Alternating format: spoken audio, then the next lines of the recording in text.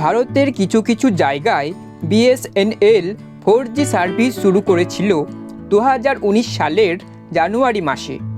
যেমন বিহার, উত্তরপ্রদেশ ও ঝাড়খণ্ডের কিছু কিছু সিটিজ ও টাউনসে। তবে সমগ্র ভারত জুড়ে ভারতীয় প্রযুক্তিতে 4G সার্ভিস লঞ্চ করার জন্য বিএসএনএল এর সঙ্গে টিসিএস তথা tata consultancy services, Tejas networks এবং গভর্নমেন্ট ওন্ড আইটিআই এর মধ্যে প্রায় 19,000 কোটি টাকার ডিল হয়েছে।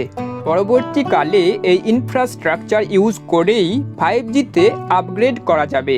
সমগ্র ভারত জুড়ে 4G ও 5G পরিষেবা প্রদান করার জন্য বিএসএনএল প্রায় 1,12,000 টাওয়ার্স স্থাপনের কাজ করছে, যার মধ্যে প্রায় 9,000-এরও বেশি টাওয়ার্স স্থাপনের কাজ বিএসএনএল সম্পূর্ণ করেছে এবং বাকি টাওয়ার্স স্থাপনের কাজও খুবই তাড়াতাড়ি সম্পূর্ণ হয়ে যাবে।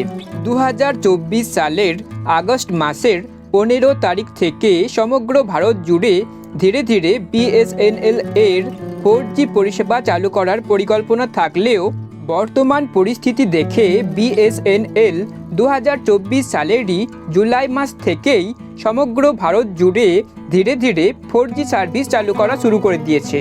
আগামী 6 মাস পর থেকেই অর্থাৎ প্রায় 2025 সালের প্রথম দিকেই বিএসএনএল এর 5G পরিষেবাও চালু হয়ে যেতে পারে। প্রথমে ভারতের প্রায় 200টি শহরে ও আগামী 2 বছরের মধ্যে ভারতের প্রায় 80-90% জায়গায় 4G ও 5G পরিষেবা চালু হয়ে যাওয়ার পরেও বিএসএনএল এর রিচার্জ প্রাইস থাকতে পারে সবথেকে কম।